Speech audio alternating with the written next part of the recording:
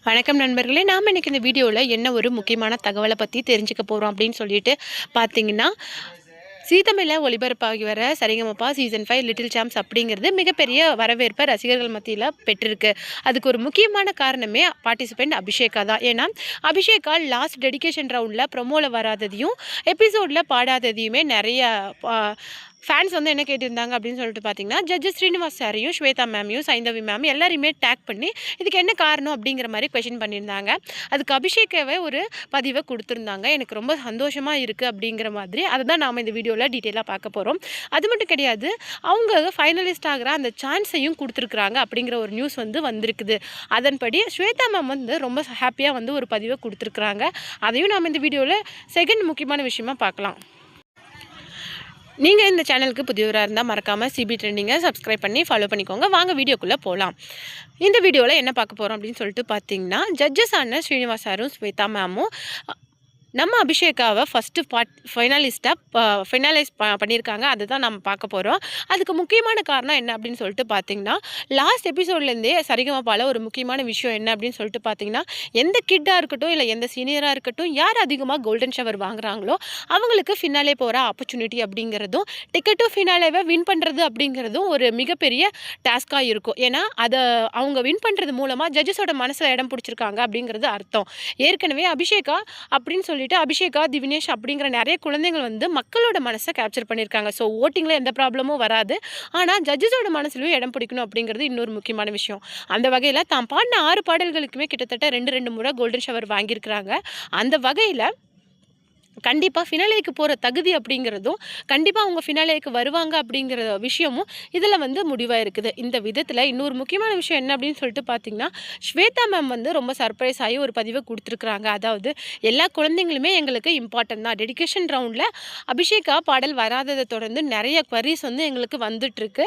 அதை நாங்கள் சொல்கிறது என்ன அப்படின்னு சொல்லிட்டு பார்த்தீங்கன்னா, அதிகமாக ஒருத்தர் மேலே லைம்லைட் வந்து விழுறது அப்படிங்கிறது எங்களுக்கு சந்தோஷம்தான். ஆனால் எல்லா குழந்தைங்களுக்குமே கிட்டத்தட்ட சரிகமபா ஆடிஷனுக்கு வர எல்லா குழந்தைங்களுக்குமே திறமை இல்லாமல் இருக்காது. ஏன்னா ஆடிஷனில் ஃபில்டர் பண்ணும்போதே நாங்கள் திறமையான குழந்தைகளை தான் தேர்வு செய்வோம். அந்த வகையில் எல்லா குழந்தைகளுமே திறமையானவங்க தான். ஆனால் நம்ம ஃபினாலேக்கு போவோமா அப்படிங்கிற ஒரு டவுட் வந்து குழந்தைங்களுக்கு வந்துடக்கூடாது அப்படிங்கிற ஒரே காரணத்துக்காக தான் மேபி ஸ்கிப் பண்ணுறதுக்கு வாய்ப்புகள் இருக்கலாம். ஆனால் மற்ற குழந்தைங்களுக்கூட அந்த நம்பிக்கைக்கு எந்த விதமான சின்ன களங்கமும் வந்துடக்கூடாது. அப்படி வர பட்சத்தில் மேபி அவங்க கான்ஃபிடென்ஸ் உடையிற பட்சத்தில் அவங்க பாடல்களில் அவங்களுக்கே தெரியாமல் சின்ன சின்ன பிழைகள் பண்ணுறதுக்கு வாய்ப்புகள் அதிகம். ஏன்னா அவங்க குழந்தைங்க தானே.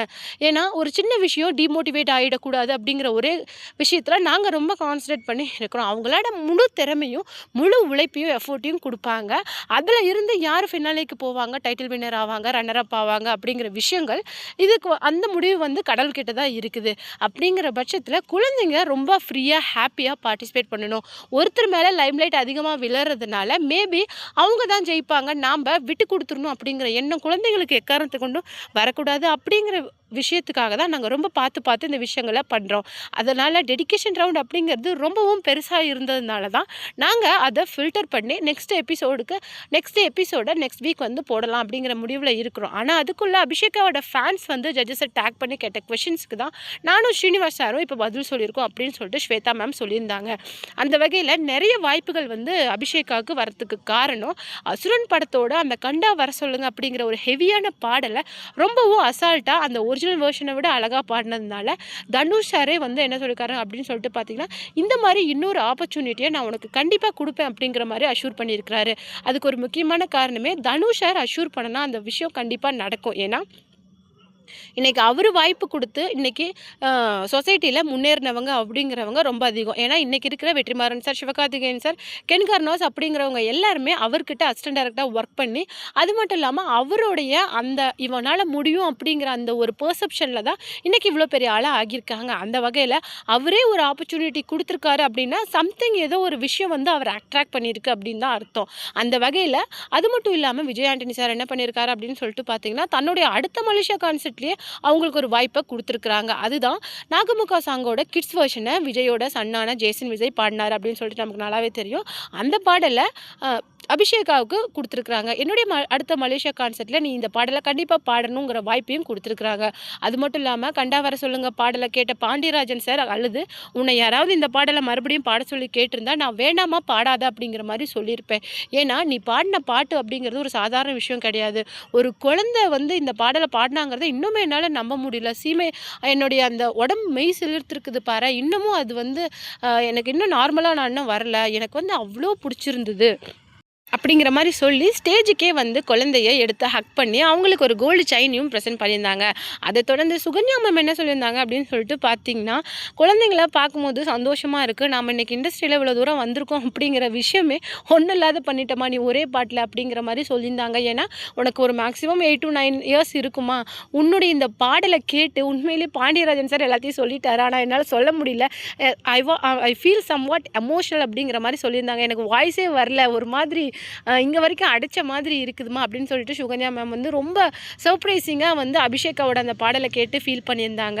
அது மட்டும் இல்லாமல் இப்போ வந்து அவங்க டெடிகேஷன் ரவுண்டில் நிறையா டிஃபிகல்ட்டிஸை ஃபேஸ் பண்ணிட்டு வந்தாங்க அப்படிங்கிற மாதிரி சொன்னாங்க.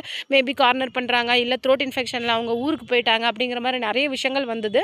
ஆனால் ஃபைனலாக வந்து ஒரு அஃபிஷியலான நியூஸ் என்ன அப்படின்னு சொல்லிட்டு பார்த்தீங்கன்னா, ஃபஸ்ட்டு ஃபைனலிஸ்ட்டாக ஆகிற மொத்த தகுதியையும் அபிஷேகா பெற்றிருக்காங்க அப்படிங்கிற ஒரு விஷயம் தான். ஏன்னா இந்த வீக் மேபி டபுள் எவிக்ஷன் இருக்கலாம், இல்லை வேறு எது வேணாலும் இருக்கலாம் அப்படிங்கிற எந்த பிரச்சனையும் இல்லாமல், டேஞ்சர் ஜோன் அது இதுன்னு இல்லாமல் ஸ்ட்ரைட்டாக அவங்க ஃபினாலியாவுக்கு தகுதி பெறாங்க அப்படிங்கிற ஒரு விஷயம் தான் இன்றைக்கி சோஷியல் மீடியாவில் மிகப்பெரிய வைரலாக போயிட்டுருக்கு.